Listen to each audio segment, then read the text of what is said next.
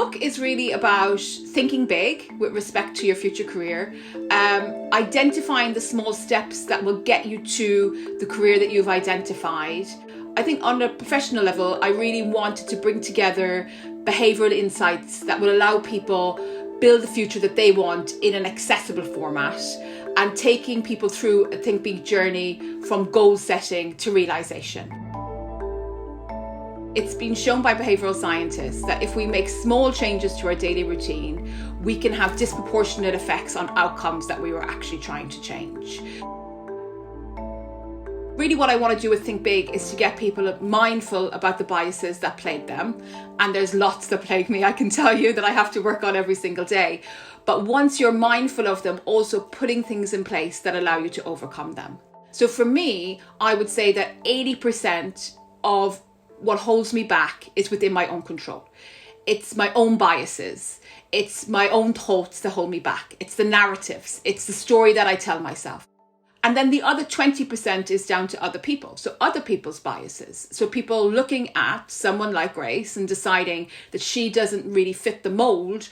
Now, for different types of people, the ratio will be different. But nevertheless, there's always a significant amount which is in your own control, which if you become self-reflective and try to tackle the biases that you have, you should be able to move forward in your career.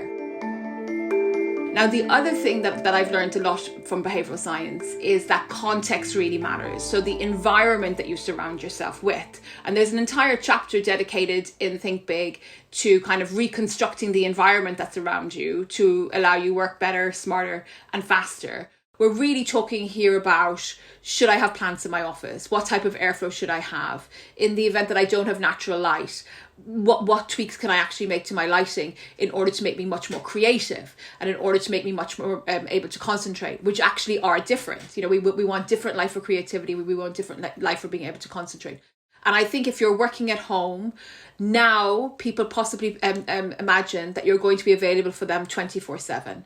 And that really causes you to have much more busy work that isn't adding value to you or to any other people. So really getting people to take stock of their digital environment and trying to get them to a place where it actually works for them rather than it just solely working for other people. But there's also, throughout the book, we talk about how the people that you surround yourself create the environment. So for example, if I'm in groups, it's really good for me to be the less smart person in the room, to be the person who knows the least, to be the person who's learning a lot from the other people who are actually talking. So it's really trying to get people to kind of think again about the situations that they're putting themselves in.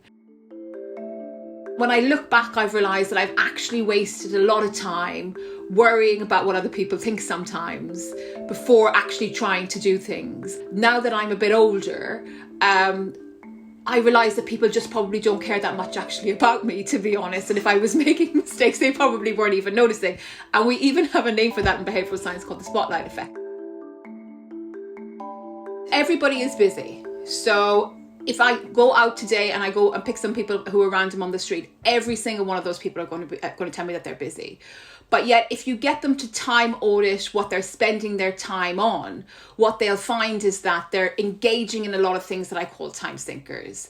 And what that means is two things. So firstly, activities that are just a complete waste of time, like going to pointless meetings, for example. And second is engaging in things that give you kind of instantaneous happiness, but don't necessarily give you anything in the future. So one of the ways around that for me is to write out in the evening before what I'm actually planning on doing on a particular day, but not just what I'm planning on doing, what would be a high output, what would be a medium output, and what would be a low output.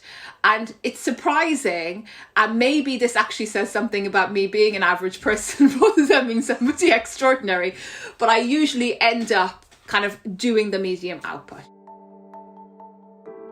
So one of the things that I noticed about myself and about a lot of other people is that what prevents them taking action is anticipating failure.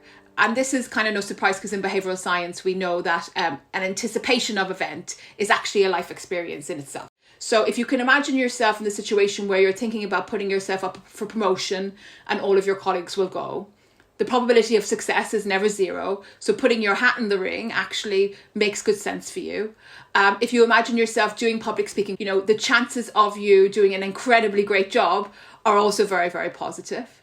If you imagine yourself actually going networking, for the first time, which is an activity that I find really, really hard, and introducing yourself to people that you've never met, the chances of them ignoring you and not wanting to be in a conversation with you are actually very, very low. I've learned a lot about the differences between people who are sophisticated when it comes to behavioural science, meaning that we know a bias exists, versus people that actually manage to circumvent it. And I think if you are somebody who falls victim to a bias, just having it in your head isn't going to be enough to get you there. You really do need to kind of give these small tweaks to your environments. You really need to increase saliency of what that bias is doing to your life. And ultimately, I think then you can actually make some progress.